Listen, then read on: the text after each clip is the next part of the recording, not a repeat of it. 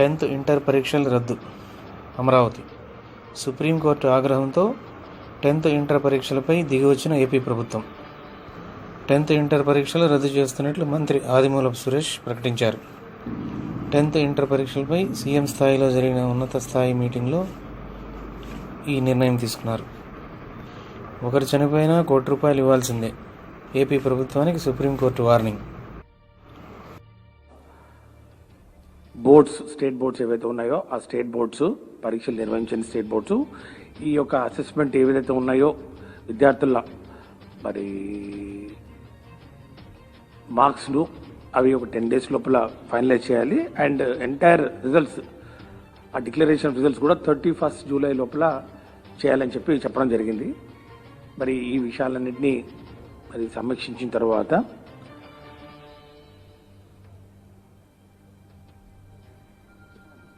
Intermediate education principal secretary గారు, మరి అట్లాగే secretary board of intermediate education వారు ఇచ్చిన సమాచారం మేరకు పరీక్షల నిర్వహణ, మూల్యాంకనం మరియు ఫలితాల ప్రకటనకు కనీసం 40 రోజుల సమయంతో పాటు అదనంగా 15 రోజుల ముందుగా విద్యార్థులకు పరీక్షల టైం టేబుల్ యొక్క సమాచారం ఇవ్వవలసి ఉందని పేర్కొనడం జరిగింది. ఈ విషయాన్ని కూడా నేను గతంలో కూడా పదే చెప్పడం జరిగింది. 45 days పడుతుంది.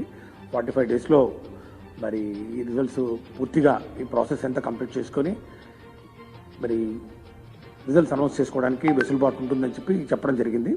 కానీ ఈరోజు సుప్రీంకోర్టు వారు ఇచ్చినటువంటి ఈ తీర్పు దృష్ట్యా గౌరవ అపెక్స్ కోర్టు వారి ఆదేశాల ప్రకారం నిర్ణీత కాల వ్యవధిలో అనగా 31st July నాటికి పరీక్షల ప్రక్రియ పూర్తి చేయడం సాధ్యం కాదు. ఇదే విషయాన్ని గౌరవ మరి ముఖ్యమంత్రి గారికి తెలియచేయడం జరిగింది.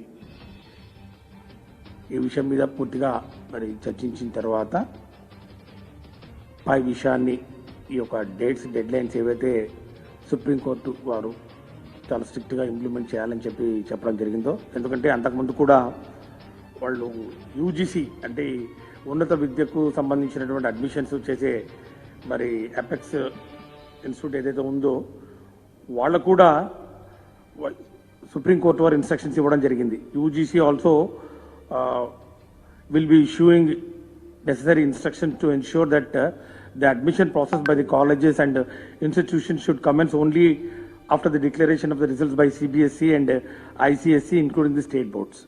కాబట్టి యూజీసీ వాళ్ళు కూడా కాలేజెస్కు అంటే ఉన్నత విద్యకు సంబంధించి ఇంటర్మీడియట్ తర్వాత ఏవైతే కోర్సెస్ ఉంటాయో డిగ్రీ కోర్సెస్ అన్నిటికీ కూడా 31st July డెడ్లైన్ తర్వాత ఇష్యూ చేయాలని చెప్పడం జరిగింది. కాబట్టి ఒక యూనిఫామిటీ వస్తున్నటువంటి పరిస్థితుల్లో మరి మన విద్యార్థులు కూడా ఇతర రాష్ట్రాల్లో కానీ మరి వేరే సంస్థల్లో కూడా ఈ అడ్మిషన్ తీసుకోవడానికి ఎలాంటి ఆటంకం కలగకుండా ఉండాలి.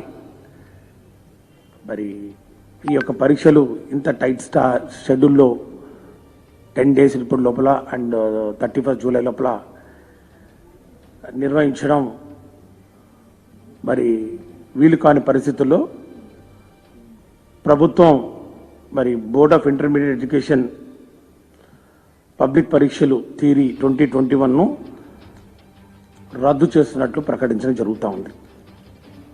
మరి దీని తర్వాత రద్దు చేసిన పరీక్షల మార్కులను ఏ పద్ధతిలో కేటాయిస్తారనే విషయాన్ని త్వరలోనే ప్రకటించడం జరుగుతుంది. అంటే ఈ యొక్క మార్క్స్ సిబిఎస్ఈ వాళ్లకు ఒక డీటెయిల్డ్ గైడ్లైన్స్ ఇవ్వడం జరిగింది. ఏ విధంగా ఈ అసెస్మెంట్స్ చేయాలి, ఏ మార్కులు పరిగణలోకి తీసుకోవాలి. ఇప్పుడున్న పరిస్థితుల్లో మన దగ్గర కేవలం intermediate second year practical examinations marks మాత్రమే అవైలబిలిటీ ఉన్న నేపథ్యంలో ఒక హై పవర్ కమిటీని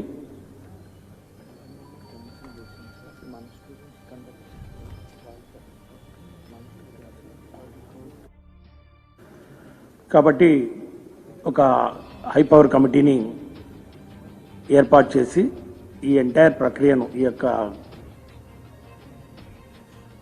మూల్యాంకనం వాళ్ళ యొక్క మార్క్స్ను ఏ విధంగా అసెస్మెంట్ చేయాలని మరి నిర్ణయం తీసుకోవాలనో ఆ కమిటీ సిఫార్సుల మేరకు త్వరలోనే నిర్ణయించడం జరుగుతుంది.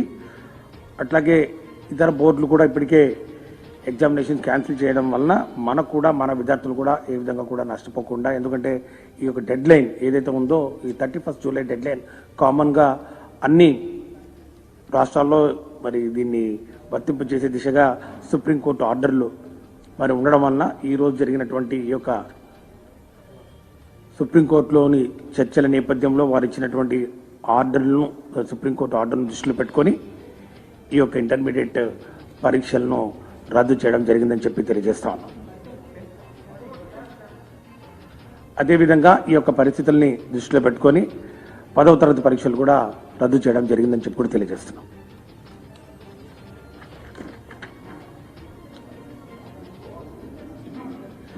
Absolutely, there is no indecisiveness on the part of the government right from the day one till today in the morning, right, including the affidavit filed before the Honorable Supreme Court.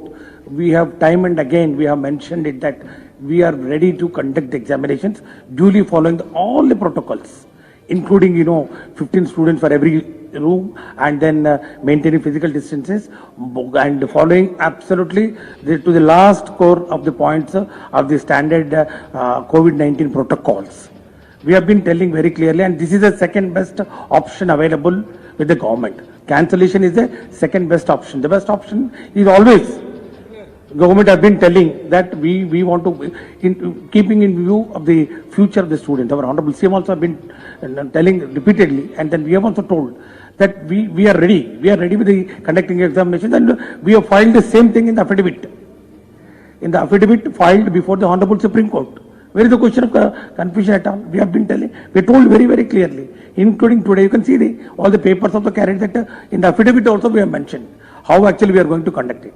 But now that the Honorable Supreme Court has fixed the deadlines, has fixed the deadlines. The deadlines is 10 days. Within 10 days, you have to enumerate the entire the scheme of assessment of the marks, and then the internal assessments marks also, and the results also had to be announced by 31st July, which is absolutely not possible in the given circumstances, because I have been telling, not now, before also, that we require this number of days. My secretary is there next to me, Direct Secretary Board of Intermediate Education, and my principal secretary is also there. If you want, you can clarify with them. We have given the time required for each stage, the announcement of the notification, so that sufficient number of days had to be given to the students for preparing for the examinations, because generally we give 10 to 15 days for announcing after announcement of the schedule for conducting the examination, and 7 papers are there, alternative days we have to conduct, and earlier schedule also we have said, if you start the examination in the month of July, and then it will go up to July 27, and then thereafter we require another 15 days for evaluation, and then finally publication of results. So where is the question? Now, since Honorable Supreme Court has given a ruling, and then today in the court they have given the orders that what is the time limit to be followed, and there is no option, and then our students should not be put to any inconvenience, because this is very ambitious time schedule of concluding the examinations. So in the best interest of the students, second option we have exercised, and then we are cancelling the examinations.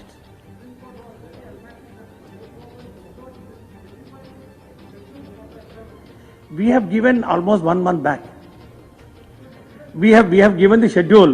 If you want, I'll give a copy of the schedule.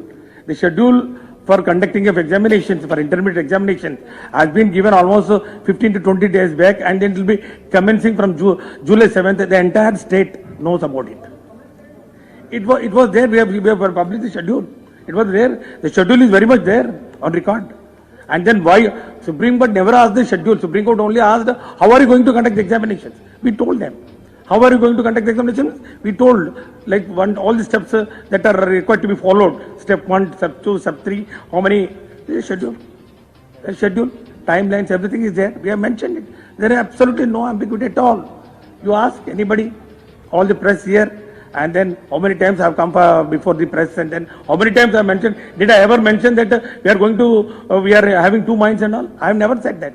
It's only when Supreme Court intervened, it's only when Supreme Court said that why you are going to conduct the examination. Then also we have mentioned in the affidavit very clearly.